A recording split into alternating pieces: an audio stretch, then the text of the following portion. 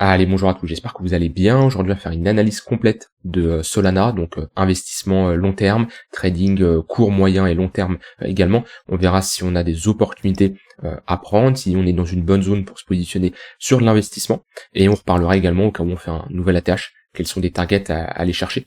Donc quand je fais comme ça une analyse assez poussée, quand je choisis une altcoin, je fais une analyse en général assez poussée, pas comme quand je fais une analyse du BTC de l'Ether. En général, je vais parler d'altcoin, mais c'est jamais aussi poussé que ce genre d'analyse. Donc voilà, aujourd'hui, on se concentre sur Solana. Si je dis pas de bêtises, ça fait un moment que j'en avais pas parlé de manière approfondie. Alors Solana, on se trouve où? Déjà, la première chose à faire comme ça, on commence d'un point de vue investissement long terme. Quand vous voulez vous positionner sur une crypto, la meilleure chose à faire, c'est de prendre un Fibonacci. Vous prenez le point le plus bas, le point le plus haut, et déjà ça vous permet d'avoir une bonne représentation de où on se situe. Alors c'est sûr qu'après avec l'expérience, bon, les zones de Fibonacci, vous vous en rendez compte et vous n'avez pas spécialement besoin d'un Fibonacci pour vous rendre compte si on est dans une bonne zone d'achat ou pas sur du long terme. Quand vous débutez, je vous recommande d'utiliser Fibonacci. Sur Fibonacci, on a des niveaux qui sont intéressants à surveiller. Le premier arrêt, les 0,382, et ensuite on a notre zone de rechargement entre les 0,118 et les 0,786. C'est vraiment les deux paliers ici que je surveille. Tant que les 0,382 tiennent, on est toujours dans une dynamique qui est haussière. Les 0,382, c'est le premier arrêt, c'est un niveau qu'on doit absolument maintenir pour conserver cette dynamique de base qui est haussière. Si on commence à perdre ce niveau des 0,382, on peut rentrer dans un plus gros range, pouvoir retracer et aller chercher une autre zone de rechargement long terme.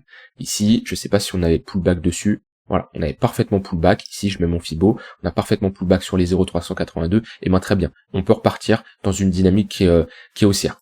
On prolonge le Fibonacci. Pour le moment, on les maintient. Alors, une zone comme ça, un retracement de Fibonacci, c'est jamais au dollar près. Alors il y en a qui pensent que là on a clôture en dessous, ça y est, c'est la fin. Non, ce qu'on ne veut pas voir, c'est de l'acceptation en dessous. C'est-à-dire que si on fait ça, ok, là on fait ça, très bien, là on peut dire qu'on l'a break. Mais à partir du moment où on consolide autour de ce niveau-là, ça veut pas spécialement dire qu'on l'a cassé. Pour moi, c'est un niveau qui est toujours d'actualité. Et comme je dis, tant qu'on le maintient, vaut mieux privilégier des achats pour viser la continuation de tendance. Maintenant, ce niveau des 0,382, en général, c'est pas le meilleur niveau pour se positionner. Moi, ce que je recommande pour avoir des investissements professionnels et des bonnes entrées sur du long terme, c'est la zone de rechargement entre les 0,118 et 0,786, voire même sur les altcoins qui prennent plus cher à faible capitalisation, les 0,886. Alors, souvent, quand je fais comme ça des vidéos, que ça soit sur Solana ou d'autres cryptos, qu'on est aussi haut, et je dis, c'est compliqué de rentrer. Alors, c'est compliqué si on veut vraiment avoir une entrée au niveau de... Il y a deux façons quand vous rentrez. Soit vous tradez, vous investissez sur la valeur, soit vous tradez, vous investissez sur le momentum. L'approche est totalement différente. Quelqu'un qui joue sur la valeur, il va se positionner sur des niveaux de retracement bas après une baisse assez importante lorsqu'on estime que l'actif est sous-évalué. Donc ici, une autre zone de rechargement. Par exemple, qu'on était dans cette zone-là. Là, on peut estimer que on était sous-évalué. Par contre, celui qui trade le momentum, il va attendre d'avoir une confirmation de break, de bottom qui est posé, et il va se positionner sur des pullbacks, par exemple sur les 0,382, comme on l'a ici, ou même ici. Maintenant, la zone d'invalidation est différente. Vu que ici on se positionne sur des niveaux assez hauts, on va avoir une zone d'invalidation au cas où on casse ce niveau-là, pour ne pas holder une position qui peut prendre par exemple un moins 50, moins 60%. Comparé à la personne qui va se positionner ici, sa zone d'invalidation sera différente. Donc oui, on est sur un niveau de support qui est intéressant à surveiller pour faire de la continuation de tendance, mais par contre je ne me positionne pas de la même manière quand je suis sur les 0,382 que quand je suis dans ma zone de rechargement entre les 0,118 et 0,786. Maintenant voilà, comme je dis, quand je fais des vidéos comme ça, je trace un Fibo et je dis je préfère attendre cette zone. Souvent, je reçois très souvent des commentaires en mode non mais cette zone là on n'y retournera jamais, non c'est pas possible. Je prends pas mal de cas, je prends le cas de FED par exemple. Voilà, FED c'est très simple. Quand on était ici, que je vous disais, que j'étais en train de vous dire que c'est le pire achat que vous pouvez faire, pas parce que c'est une crypto mauvaise, juste parce que après avoir fait une telle performance, d'être en découverte de prix, à un prix qui est totalement vertical comme ça, c'est le pire achat possible. Vous prenez votre Fibo, point le plus bas, point le plus haut, vous attendez la zone de rechargement. Quand on est dedans, c'est des niveaux intéressants à surveiller pour commencer déjà à en accumuler. Et comme je dis, sur des altcoins, j'aime bien même aller chercher les 0,886. On y revient très souvent. Alors comme je dis, on va pas y revenir à chaque fois, mais si on continue à monter, on retrace notre Fibonacci jusqu'à avoir un point plus haut, et quand on reviendra chercher cette zone de rechargement, là, moi, ça m'intéresserait. Donc c'est comme ça, hein, mon approche que j'ai sur les altcoins. Alors, l'inconvénient, c'est quoi? C'est que oui, je vais pas avoir une opportunité tout le temps. C'est-à-dire que Solana, pour moi, il y avait une grosse opportunité dans cette zone-là. Maintenant qu'on a pump et qu'on est parti, voilà, on est sur du weekly, monthly, des opportunités comme ça. On n'est pas sur du scalping. On va pas avoir des opportunités toutes les secondes, toutes les minutes. Donc faut patienter. L'opportunité, on l'avait du 30 mai au 6 novembre 2023, donc on l'a eu quand même pendant 1 an et demi. Quelqu'un qui est pas rentré ici, c'est juste que voilà, à ce moment-là, il avait pas le courage, ou alors Solana peut ne pas l'intéresser, hein, ça c'est une autre histoire. Mais si Solana l'intéressait et qu'il n'est pas rentré ici, c'est que voilà, il manque de stratégie, il manque de plan, sûrement manque de confiance aussi en lui, parce que voilà, après une telle baisse, faut quand même avoir des couilles pour rentrer en position. Mais le problème, c'est ce n'est pas le moment de rentrer en position à ce niveau-là. Donc vaut mieux se positionner sur des niveaux assez bas, ok, que sur un niveau de retracement, on est proche d'un nouvel ATH et on peut potentiellement se prendre un drawdown de moins 70%. Parce que le fonda, techniquement, sur Solana, ce qui me fait rire, hein, c'est que alors Solana, objectivement, ça a jamais été ma crypto numéro 1 où j'ai vraiment été fan, mais j'en ai toujours gardé parce que c'est Solana et elle a quelque chose, elle a une certaine hype qui est difficile à expliquer. Donc c'est pour ça que j'en ai gardé dans mon portefeuille, même si le fonda, c'est pas le meilleur fonda que j'estime. Maintenant, je comprends qu'il y a des fans de Solana, il y a pas de souci là-dessus. Mais le problème, c'est que Solana, ici, tout le monde en parlait de manière négative, et quand on a commencé à pump, ici, ça y est, finalement, c'était un bon projet. Donc, ce qu'on remarque assez souvent, c'est que le projet est estimé positivement ou négativement en fonction de l'évolution du prix. Mais entre ici et ici, le fonda, oui, il y a des news, il y a des nouveaux partenaires, il y a des mises à jour de protocole, etc., qui mettent, bien sûr, en avant le projet, qui l'améliorent. Mais globalement, Solana reste globalement la même chose entre ici et quand on a break quelques semaines après. Donc c'est là l'importance de se positionner quand ça intéresse plus personne. Maintenant, oui, c'est sûr que mentalement, après un moins 60%, qu'on a une aussi grosse baisse, hein, c'est-à-dire que là, on prend un moins 90% et on refait à nouveau un moins 60%, et après ce moins 60%, on a encore ici une baisse de moins 40%. Oui, mentalement, c'est dur pour rentrer en position. Là-dessus, il n'y a pas de souci. Par contre, ça, si vous vous formez, si vous avez des connaissances en technique, quand on commence à avoir comme ça ce genre de structure, ce genre de phase de latéralisation et qu'on break, ça c'est des signaux de bottom. Donc l'opportunité elle était ici. Maintenant pour moi, j'ai du mal de rentrer à ce niveau-là, à moins qu'on revienne chercher cette zone de rechargement long terme. Maintenant, hop, je voulais pas faire ça. Tac, on va revenir sur Solana. Très bien. Maintenant, si on se dirige et qu'on fait un nouvel ATH, alors déjà on va pouvoir mettre 2 extensions. On met des extensions de Fibonacci pour déterminer des bonnes zones de localisation. On a cette extension ici, de ce range-là, qui nous donne comme target l'ATH, donc entre les 272 $ et les 310 $. Ensuite, on peut mettre des extensions, qui nous donne un Solana vers les 1,118 de Fibonacci au niveau des 415 $. Ça, c'est une target qui s'active uniquement si on fait un nouvel ATH. Et si vous avez du Solana, actuellement, je vous pose une question. Est-ce que vous avez un plan de sortie? Est-ce que vous avez une stratégie qui vous dit, ok, très bien, moi je décide de prendre mes profits ici, ici, ici, etc. Est-ce que vous avez cette stratégie-là? Si vous n'en avez pas, il faut absolument en mettre une. Au moins, vous l'écrivez sur un bout de papier, vous l'écrivez sur une chart trading view, vous l'écrivez sur un fichier Word, peu importe, mais voilà, vous avez votre exposition sur Solana. Admettons que vous avez par exemple 10 Solana, vous devez vous dire, très bien, moi sur les 210 $, je vends un Solana. Sur le nouvel ATH, je vends 2 Solana. Sur les 100% d'extension de ce range-là, je vais vendre un Solana. Chiffre rond psychologique des 350 $, je vais vendre un Solana.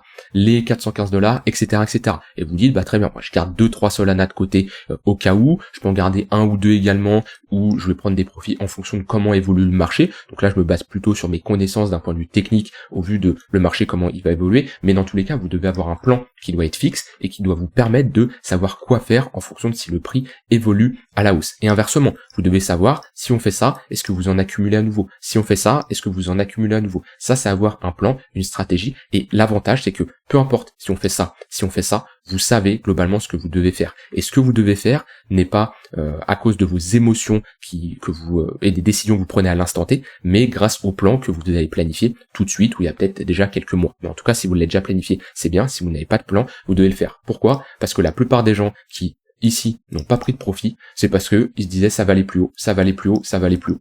Puis après, à un moment, ça s'arrête d'aller plus haut. Ici, on a une baisse de moins 30%. Puis là, hop, ah bah non, je vais pas vendre à moins 30% alors que je pouvais le vendre à 260 $. Je vais patienter que ça rebondisse. Et ça rebondit jamais. Et ça rebondit jamais. Et puis il se retrouve à holder un moins 95% voire plus sur pas mal de cryptos, dont certaines cryptos qui ne font pas de nouvelles ATH. Donc, tracez vos zones et déterminez vos zones de prise de profit.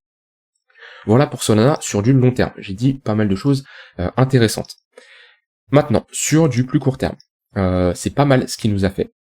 Tant qu'on tient ce niveau, hein, qui est d'ailleurs en confluence avec les 0,382, c'est également une précédente zone de résistance, hein, parce que là on était globalement dans un range, on a break ce range par le haut, on l'a pullback, et tant qu'on maintient le niveau des 120 $, on est toujours dans un range. Donc on est bloqué entre deux bornes, on a une borne basse, pareil, un range, c'est pas une zone précise, c'est une zone d'intervention. Donc vers les 120 $ à peu près. Voilà, on cherche plutôt des achats dans ce niveau-là, et la borne haute, ça va être les 185, 190 $. Vous pouvez mettre un volume profile pour vous aider dans ce genre de configuration de range. Voilà, on a notre value area low, on va plutôt chercher des achats en dessous de ce niveau-là, et ensuite on a notre value area high, on va plutôt chercher des ventes au-dessus de ce niveau-là, voire prendre des profits si vous étiez acheteur ici. Et en général, le milieu de range, donc ça peut être le poke, ça peut être les 50% de retracement. Ici on voit qu'on a une petite confluence, on a un trou dans le volume profile et on a également une zone de résistance en confluence avec notre milieu de range. Ici, ça peut être une zone également pour prendre des profits. Donc, Solana, c'est plutôt pas mal le fait qu'il y a eu ici une prise de liquidité. On voit qu'on a raclé les lots ici. Donc, on a liquidé pas mal de monde. On a pris les stop loss. Et là, ouais, on avait pas mal de lots quand même à venir chercher. On en a un, on en avait deux, on en avait trois. Donc, le fait d'avoir ici cette prise de liquidité suivie d'une clôture au-dessus de ce niveau-là, c'est-à-dire qu'on ne clôture pas en dessous, ça nous montre que on a pris la liquidité. Là, on a tout simplement des sell stops qui s'activent, c'est-à-dire que tous les stops des acheteurs, c'est des ventes, hein. Quand vous êtes comme ça un acheteur, par exemple ici, vous mettez un stop loss là, au moment où on clôture votre position, c'est une vente au marché. Donc le fait qu'on a eu des ventes, mais on n'a pas eu à ce moment-là de long squeeze, c'est quoi un long squeeze? C'est une forte baisse dans cette direction-là, ça nous montre que en face il y a une contrepartie, il y a eu de l'absorption, donc il y a eu des acheteurs qui sont manifestés. Et ça en général c'est plutôt bullish qu'on a comme ça un range, une mèche avec une prise des lots, une prise de liquidité suivie d'une réintégration. Et ça en général c'est pour aller chercher au minima le milieu de range, ça c'est un grand classique, voire la borne opposée. Donc maintenant sur Solana, si on devrait chercher des trades, c'est compliqué parce qu'on n'est pas dans une bonne zone. La zone d'intervention ici, selon moi, si je trade ce range, d'accord, si je trade ce range, après je peux aller sur du 4h-1h chercher des opportunités, mais actuellement, en daily, quand je regarde comme ça, on n'est pas dans une bonne zone. Si on était revenu chercher plus bas, pourquoi pas? Maintenant on est proche du milieu de range, ce qui fait que si je me positionne ici, si j'ai une zone d'invalidation par exemple vers les 117 $, j'ai pas un risk reward intéressant. Donc ce qu'il faudrait avoir une zone d'invalidation beaucoup plus agressive, et c'est là l'importance de l'analyse multi-time frame et d'aller sur des unités de temps intermédiaires. Maintenant quand je regarde comme ça, on était sur un bon rebond en V-bottom. Souvent ces rebonds V-bottom sont amenés à être testés. Voilà, on a par exemple ici un exemple, hein. On prend la liquidité et on a un rebond en V-bottom. Et souvent on le reteste, on comble les zones d'imbalance, on revient chercher les 0,118 de Fibonacci dans notre zone de rechargement, et c'est là où on fait un creux pour structurer une structure en W, ce qui nous montre que on a creux, sommet, creux plus haut que le précédent, et ensuite on entame une dynamique qui est haussière. Là, on a retracé, alors je regarde juste où on a retracé, au niveau des 0,382, c'est une entrée agressive, hein. J'aurais préféré revenir chercher, là on a un déséquilibre dans notre zone de rechargement long terme, donc un Solana vers les 125 $, je trouve que c'est une entrée beaucoup plus intéressante pour se positionner sur le bas de range. Alors je dis pas qu'on va y aller, je dis juste que si on y va, cette zone-là, elle est très intéressante pour chercher des achats. Alors bien sûr, qu'on a comme ça une zone d'intervention, le but c'est, on va chercher en 4 heures, et quand on y est, de voir sur du 1h15 minutes, à ce moment-là, quelle est la réaction. Parce que le but c'est pas, je ne fais pas partie des gens qui mettent un ordre d'achat comme ça, en attente, et ça se trouve le cours il va faire ça, et il va me liquider. Non, j'ai une alerte ici, très bien, je mets une alerte, au moment où on y va, je passe sur du 15 minutes, 1 heure, je veux voir une réaction. Si j'ai une réaction acheteuse, c'est quoi une réaction acheteuse? Ça va être un ravalement, par exemple ce qu'on a ici. On voit qu'on a une bougie qui englobe une, voire même deux bougies précédentes. Ça va être une petite pattern de retournement. Ça va être par exemple la création d'un range, suivi d'une prise de liquidité, réintégration. Bref, quelque chose qui me montre que dans cette zone-là, on a des acheteurs qui se manifestent. Là, je pourrais clairement rentrer en position. Au niveau des moyennes mobiles, on est dans le tunnel daily. Donc très bonne zone également de localisation sur du long terme. Maintenant, si je regarde sur du court terme, malgré ce rebond-là, on n'a pas réussi à s'affranchir du tunnel 4 heures. Vous voyez, on est passé au-dessus, mais il y a passé au-dessus et flip un niveau de résistance en support. En plus, quand il est fin comme ça, c'est pas... je préfère quand il est beaucoup plus épais, parce que là, on était en train de cross. On est repassé sous le tunnel 1 heure. Donc là, les moyennes mobiles, on voit bien, ils sont orientés à la baisse. Donc c'est là où compliqué de chercher des achats déjà dans la continuation de tendance, vu qu'on a des moyennes mobiles qui sont orientés tout simplement à la baisse. Donc ouais, la bonne zone, elle est ici. Si je dois la noter, sur Solana, on a une bonne zone à ce niveau-là. Pour chercher des achats sur du swing, 4 heures, 1 heure, pour viser, comme je l'ai dit, la borne haute, avec une zone d'invalidation plus bas. Maintenant, pour ceux qui trahissent plutôt la tendance et qui cèdent des moyennes mobiles comme ça, la meilleure chose, ça serait d'attendre d'avoir un fort momentum. Vous voyez là, on commence à avoir un 15 minutes qui est plat, un 1 heure qui est orienté à la baisse, mais si on continue à range comme ça, il va toujours être plat. Enfin, il va devenir plat plutôt. Donc le mieux, c'est d'avoir une bonne résolution, que ça soit à la hausse ou à la baisse, avoir un fort momentum. Si on commence à avoir une impulsion à la hausse avec un 15 minutes qui crosse le 1 heure, un 1 heure qui crosse le 4 heures, là bien sûr on pourra chercher des achats pour viser des bornes supérieures. Donc c'est ce que je surveillerai. Maintenant, pour le moment, en 4 heures, 1 heure, là, on voit que creux et sommet de plus en plus bas, structure de top à ce niveau-là, et ici on est dans un range. Mais un range précédé par une dynamique baissière, par une distribution, plus de chances de break par le bas. On voit bien que dans ce genre de configuration, ce que j'aime bien, c'est si on a une dynamique qui est haussière, on pose un top, et que là on consolide. En général, si on a posé un top, on est passé sous les moyennes mobiles, parce que les moyennes mobiles, globalement, ils font ça, ok, et on est passé sous les moyennes mobiles, et ce qui est intéressant, c'est de ranger et chercher des ventes sur la borne haute, en confluence avec les moyennes mobiles. Donc ça, c'est si vous voulez un peu trader, on va dire, la tendance plus un range, on peut avoir ici une confluence, c'est-à-dire que on localise notre range, donc à partir de quand notre range il est localisé, quand on a 2 sommets et 2 creux, on peut se dire déjà qu'on est dans un range. Et quand on a comme ça une bonne confluence à ce niveau-là avec le tunnel 1 heure, ça nous montre que on a une dynamique qui est baissière, on est également dans un range sur du court terme, on va plutôt chercher des shorts pour accompagner, au moins prendre des profits sur le bas de range, voire garder une part d'exposition pour aller chercher des targets beaucoup plus basses. Voilà, sur Solana, j'ai pas grand chose à dire de plus. Donc si je récapitule en weekly, on est dans une bonne zone, les 0,382 de Fibo et ce niveau des $120. Mais si je prends des achats ici, c'est pour avoir une zone d'invalidation en dessous, pour ne pas holder si on casse ce niveau-là et qu'on marque une structure de top. Parce que ça, si on break, c'est clairement une structure de top de marché. Et dans ce cas-là, on pourrait passer les prochaines semaines, prochains mois, dans une dynamique baissière, voire dans un range. Ce qu'on valide ce genre de distribution, c'est pas pour 2 semaines après faire un nouvel ATH. Donc voilà, plutôt bullish en weekly, là-dessus il n'y a pas de souci, mais avec une zone d'invalidation, parce qu'on a déjà fait une grosse partie du mouvement sur Solana, ça c'est pas à négliger.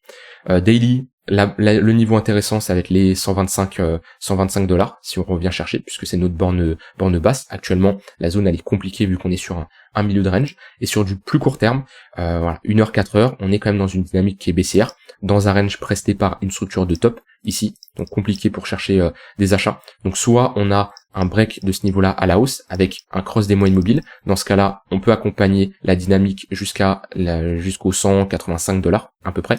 Et si on break à la baisse, en intraday, on cherche des shorts. Par contre, attention, je ne chercherai pas des shorts si je m'approche de ce niveau-là des $125. J'espère que sur Solana ça aurait été clair. J'ai dit un peu tout ce que j'avais envie de dire, les différents scénarios et moi ce que je surveillerai pour me positionner. Dites-moi vous ce que vous en pensez, est-ce que vous avez des setups, des positions en cours, si oui, quels sont les niveaux que vous surveillez pour invalider vos trades et également pour prendre des profits. Voilà, j'attends de vos retours là-dessus, je vous souhaite une très bonne fin de journée et je vous dis à demain pour une prochaine vidéo. Bye bye.